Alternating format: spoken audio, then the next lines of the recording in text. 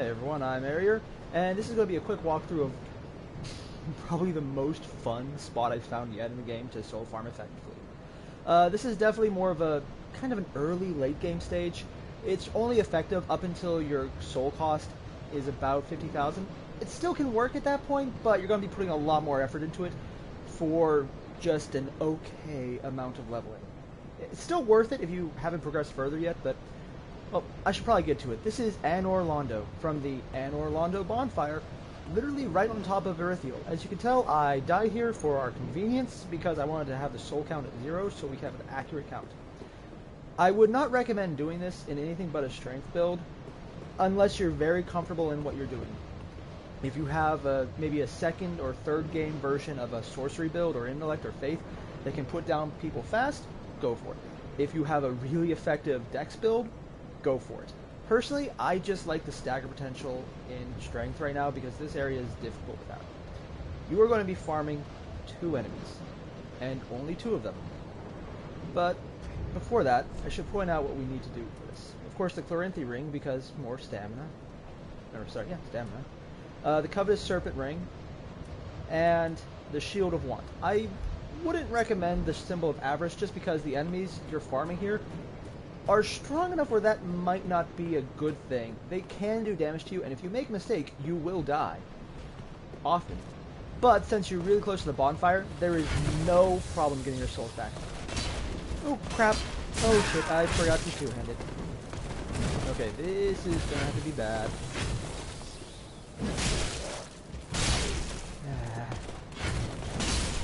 As you can see, this is a really freaking good sword. The Fume Ultra Greatsword.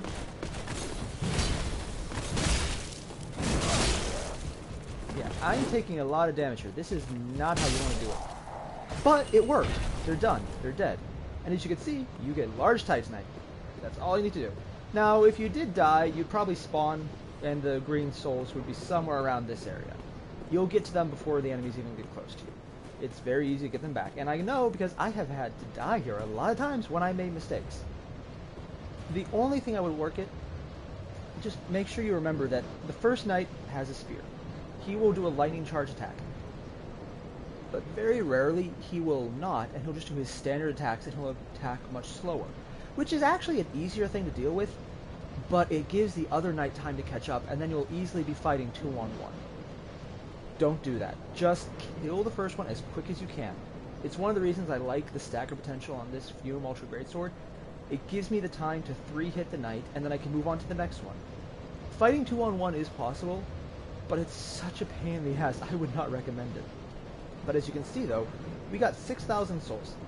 That was actually one of the longer times it took to fight. The average one is maybe a minute, so you're getting, in 10 minutes, well over 10,000 souls, probably closer to maybe 16,000. Give or take some time, so call it 14,000 for 10 minutes. That's not bad. And it really comes down to how fast you want to do it. If you're not like me and talking your way through it, it's not nearly as bad. So I'll try and show you another run, maybe this time with the right equipment on. Now, I also personally love just buffing the weapons up because it's effective. And it helps to have, two-handing from the bat. Let's see if I can get this to go exactly like normal. There's the Spear Knight. Roll to the side. Hit him. Oh!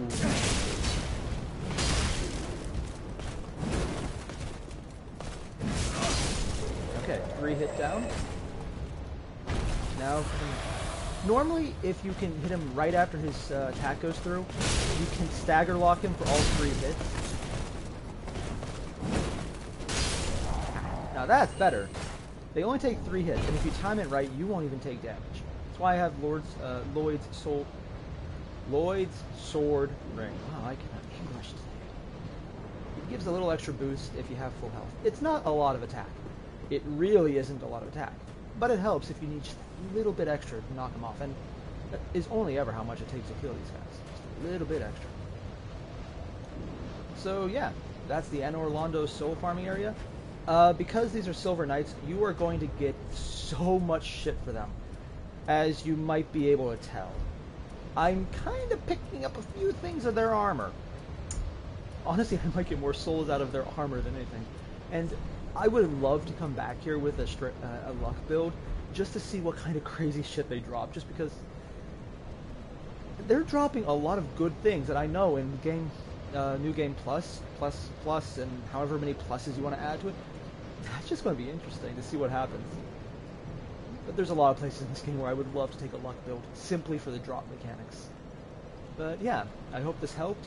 And remember, it's really only effective up until you start hitting maybe the 50 to 60,000 souls for a single level. And oh, hey, I can see the bonfire we started at from here. That's kind of creepy. Just right there, yeah.